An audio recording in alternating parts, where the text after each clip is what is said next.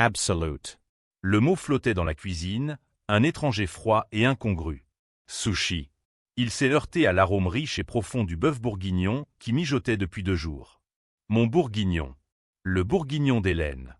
L'odeur du vin rouge, des oignons caramélisés, du thym et du laurier de mon jardin.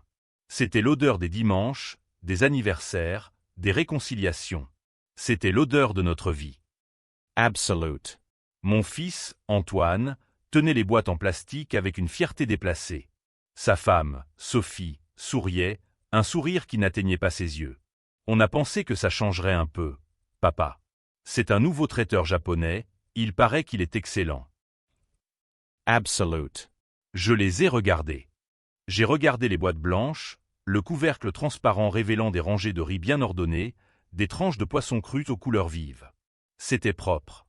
C'était net. C'était stérile.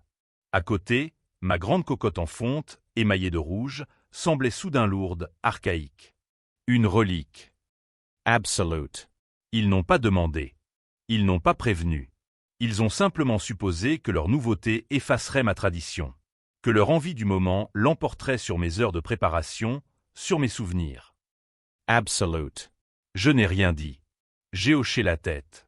Mes mains, posées sur le plan de travail en bois, ne tremblaient pas. Pas encore. J'ai senti le grain usé sous mes paumes, une familiarité rassurante dans ce monde qui venait de basculer. Absolute. Ils se sont installés à la grande table, celle que mon père avait fabriquée. Ils ont ouvert leur boîte.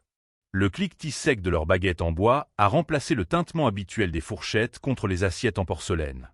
Une nouvelle odeur s'est répandue, celle du vinaigre de riz et de la sauce soja, une odeur fine, acide, qui a percé le parfum enveloppant de mon plat. Absolute. J'ai servi les enfants, mes petits-enfants, Léo et Clara. Ils ont picoré dans les sushis avec curiosité. Je leur ai demandé s'ils voulaient un peu de bœuf. Léo a secoué la tête, la bouche pleine de riz. Clara a murmuré « Non merci, papy. C'est rigolo, ça. » Absolute. Mon plat est resté sur le feu, son murmure doux et régulier devenant une complainte. Je me suis assis avec eux. Je n'ai pas mangé. Je n'avais pas faim.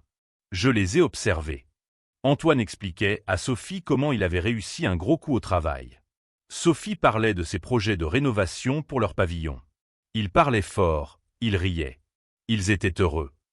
Absolute. J'étais invisible. Ma cocotte était invisible. L'âme d'Hélène, que j'avais tenté de convoquer dans cette cuisine, était invisible. J'étais devenu le gardien d'un musée dont personne ne voulait plus visiter les salles. Absolute. Ce n'était pas la première fois. Il y avait eu le Noël où ils avaient insisté pour un buffet dînatoire au lieu du chapon farci. L'anniversaire où mon gâteau aux pommes avait été ignoré pour une pyramide de macarons aux couleurs criardes. Chaque fois, c'était une petite coupure, une petite érosion de ce que j'étais. Absolute. Mais cette fois, c'était différent. Le bourguignon, c'était sacré. C'était la recette qu'Hélène avait mis des années à perfectionner.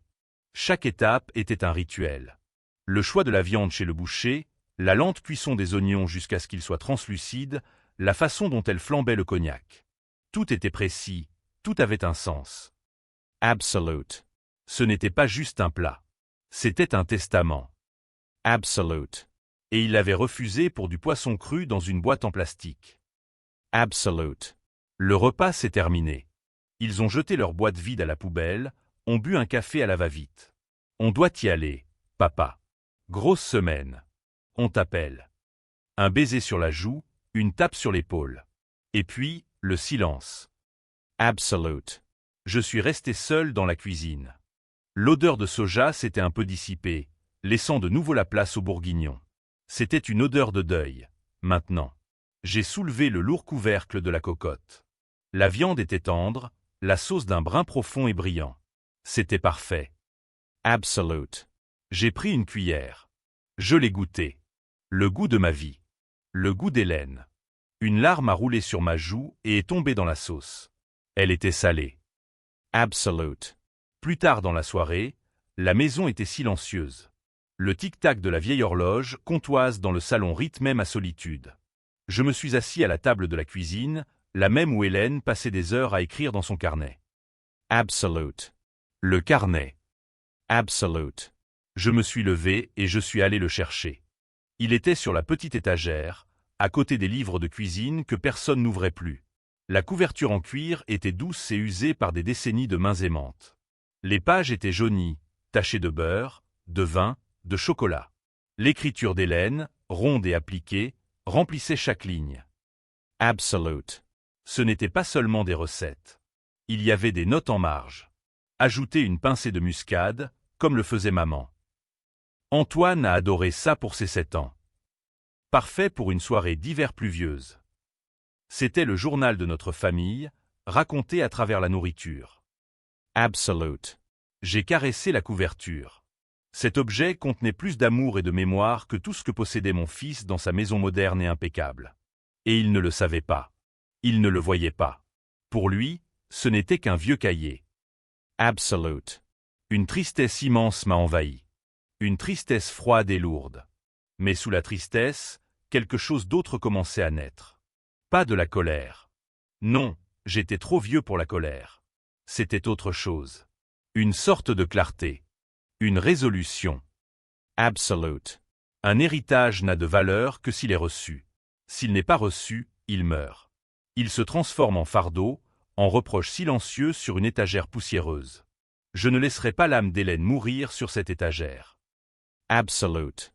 Je me suis préparé une tasse de café, noir, sans sucre. Le geste était automatique, réconfortant. En buvant le liquide chaud et amer, j'ai pensé au jeune chef du village. Julien. Il avait repris le vieux bistrot de la place et l'avait transformé. L'héritage, il l'avait appelé. Un nom audacieux. Absolute. Je l'avais observé. Il allait au marché tous les matins, il parlait aux producteurs avec respect. Il parlait de terroir, de produits, de savoir-faire. Des mots que mon fils ne prononçait jamais. La semaine dernière, il avait obtenu sa première étoile Michelin. Tout le village en parlait. On disait qu'il réinventait les classiques sans les trahir. Absolute. La décision s'est prise d'elle-même. Elle n'a pas été pensée, elle s'est imposée, simple et évidente comme le lever du soleil. Absolute. Le carnet ne resterait pas ici. Absolute. Le lendemain matin, j'ai mis le carnet dans un sac en toile. J'ai mis ma vieille veste de travail, celle que je porte pour aller au jardin. Je n'ai pas pris la voiture. J'avais besoin de marcher. Absolute. Le chemin vers le village était familier. J'ai longé les vignes, le soleil matinal réchauffait doucement mes épaules. L'air sentait la terre humide et la promesse d'une belle journée. J'ai croisé Marcel sur la place, près du terrain de pétanque. Il m'a regardé, a plissé les yeux. Absolute. Tu as l'air décidé, Jean-Luc. Absolute. Je n'ai fait qu'un signe de tête. Il n'a pas posé d'autres questions. Marcel était comme ça. Il comprenait les choses sans avoir besoin de mots. Absolute. Le restaurant de Julien était fermé. C'était l'heure creuse entre le service du midi et celui du soir. J'ai frappé à la porte en bois. Après un instant, elle s'est ouverte. Julien est apparu, essuyant ses mains sur son tablier blanc. Il avait l'air fatigué, mais ses yeux étaient vifs. Absolute. Monsieur Martin, un problème? Absolute. J'ai sorti le carnet de mon sac. Je le lui ai tendu. Absolute. Ceci était à ma femme. Elle s'appelait Hélène. Absolute. Ma voix était un peu rauque. Je me suis éclairci la gorge. Absolute. Elle aurait voulu que ça serve à quelqu'un qui comprend. Absolute. Julien a regardé le carnet, puis m'a regardé. Il n'a pas souri. Il avait une expression de gravité intense. Il a pris le livre de mes mains. Ses doigts, des doigts de cuisinier, agiles et forts, ont effleuré le cuir avec une délicatesse inattendue. Absolute. Il l'a ouvert. Il a tourné les pages lentement, avec une sorte de révérence. Je l'ai vu lire les notes en marge. Son expression a changé. La gravité a laissé place à l'émerveillement, au respect. Absolute. C'est un trésor, monsieur Martin. Absolute. C'est juste un livre de cuisine. J'ai répondu. Absolute. Non, a-t-il dit en levant les yeux vers moi. C'est une vie. Absolute. Il avait compris. Absolute. Je me suis senti plus léger. Un poids que je portais sans le savoir venait de m'être retiré. J'ai hoché la tête. Absolute. Faites en bon usage, ai-je dit avant de tourner les talons. Absolute. Je n'avais pas besoin d'en dire plus. Absolute. Les appels ont commencé 2 jours plus tard. D'abord Sophie. Sa voix était mielleuse, faussement inquiète. « Papa, tout va bien? On ne t'a pas vu depuis dimanche. » Absolute. Je l'ai écouté laisser son message. Je n'ai pas répondu. Absolute. Puis Antoine. Plus direct. Un peu agacé. « Papa, c'est moi. Rappelle-moi. » Absolute. Le lendemain, un autre message d'Antoine. L'agacement avait laissé place à l'impatience. « Bon, papa, tu es fâché pour les sushis? Il ne faut pas être comme ça. C'était juste pour changer. Rappelle-moi, on doit parler de la vente du terrain du fond. » Absolute. La vente du terrain. Bien sûr. Absolute. J'ai supprimé le message. Pas répondu. Supprimé. Mon silence était une forteresse. Chaque appel non retourné, chaque message effacé était une pierre que j'ajoutais à ces murs. Ils ne comprenaient pas que leur négligence avait été la pioche qui avait creusé les douves. Absolute. Le dimanche suivant, Antoine est venu. Sans prévenir. Je l'ai vu arriver par l'allée depuis la fenêtre de la cuisine. J'étais en train de tailler mes rosiers. Je n'ai pas bougé. Absolute. Il est entré sans frapper, comme il a toujours fait. Absolute. Papa, tu es là? Absolute. Je suis rentré, enlevant mes gants de jardinage. Il se tenait au milieu du salon. Il avait l'air contrarié. Absolute. Pourquoi tu ne réponds pas au téléphone? On s'inquiétait. Absolute. L'inquiétude. Un mot pratique qu'il utilisait pour masquer son irritation. Absolute. Je vais bien, ai-je dit calmement. Absolute. Il a balayé la pièce du regard, cherchant quelque chose. Ses yeux se sont posés sur la petite étagère. Sur l'espace vide. Absolute. Où est le carnet de maman? Absolute. La question est tombée dans le silence de la pièce. Ce n'était pas le terrain. Ce n'était pas les sushis. C'était ça. La disparition de l'objet.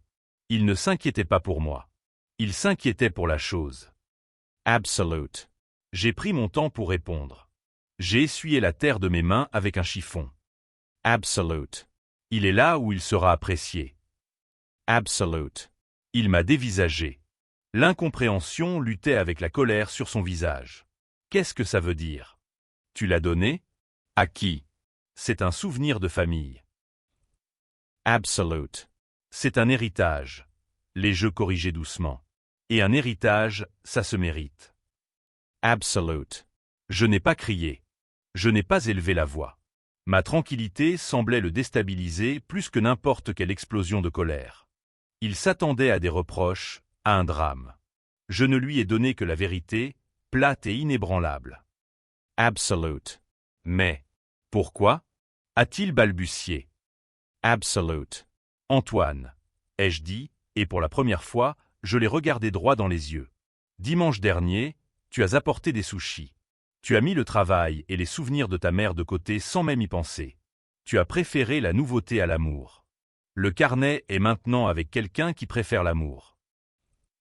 Absolute. Il est resté sans voix. Pour la première fois de sa vie, peut-être, il n'avait rien à répondre. Il a secoué la tête, comme pour chasser une idée absurde. Absolute. C'est ridicule. C'est juste de la nourriture. Absolute. Et par ces mots, il a prouvé que j'avais eu raison. Absolute. Pour toi, oui, ai-je répondu. Maintenant, si tu veux bien m'excuser, mes rosiers m'attendent. Absolute. Je lui ai tourné le dos et je suis retourné au jardin. Je l'ai entendu rester un moment, puis la porte s'est fermée. Sans claquer. Juste un clic. Absolute. La semaine suivante, je suis allé dîner à l'héritage. Seul. Je me suis assis à une petite table dans un coin. Le restaurant était plein. On entendait le murmure des conversations, le tintement des verres. C'était une atmosphère chaleureuse, vivante. Absolute. Julien est venu à ma table en personne. Absolute. Bonsoir, Jean-Luc. Je suis content que vous soyez venu.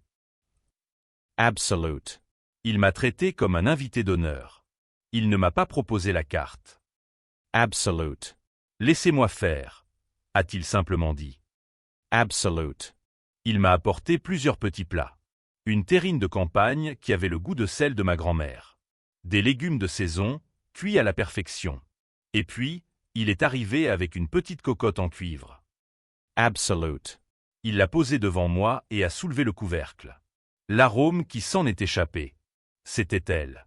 C'était l'odeur du bourguignon d'Hélène. Absolute.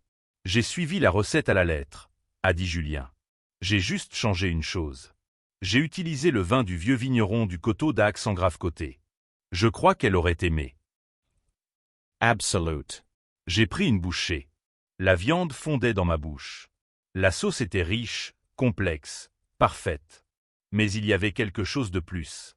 Une note subtile que je ne connaissais pas. Le vin du voisin. C'était la touche de Julien. Il n'avait pas copié. Il avait interprété. Il avait continué l'histoire. Absolute. Mes yeux se sont remplis de larmes. Mais cette fois, elles n'étaient pas salées. Elles avaient le goût de la paix. Absolute. L'héritage était vivant. Absolute. Je vis une vie plus simple maintenant. Je passe mes journées dans mon jardin. Je joue à la pétanque avec Marcel. Je lis. Je ne suis plus dans l'attente. Je ne guette plus les appels qui ne viennent pas, je n'espère plus une reconnaissance qui ne sera jamais offerte. Ma maison est redevenue mon espace, un lieu de calme, pas une salle d'attente. Absolute. J'ai reçu une lettre d'Antoine. Longue, pleine d'excuses confuses. Il dit qu'il a compris. Peut-être. Je l'ai posée sur la table de la cuisine. Je n'y ai pas encore répondu. La porte n'est pas fermée à clé. Mais elle n'est plus grande ouverte. Pour la franchir, il faudra désormais la pousser un peu. Il faudra faire un effort. Absolute. Hier, en passant devant le restaurant de Julien, j'ai vu l'ardoise du jour. En bas, écrit à la craie, le bœuf bourguignon d'Hélène. Absolute. Son nom était là, sur la place du village, offert à tous. Son amour n'était plus confiné dans ma cuisine silencieuse. Il était partagé. Absolute. On croit que la famille est une question de sang. Parfois, c'est vrai. Mais parfois, la véritable famille est celle de l'esprit. Ce sont les gens qui voient la même beauté que vous, qui comprennent la valeur des mêmes choses. Ce ne sont pas ceux qui partagent votre nom, mais ceux qui partagent votre âme. Absolute. Si cette histoire vous a ému, partagez-la. Quelqu'un, quelque part, a besoin de savoir qu'il n'est pas seul. Qu'il a le droit de choisir à qui il confie son héritage, et que parfois, le plus grand acte d'amour pour le passé est de le placer entre de nouvelles mains pour lui assurer un avenir.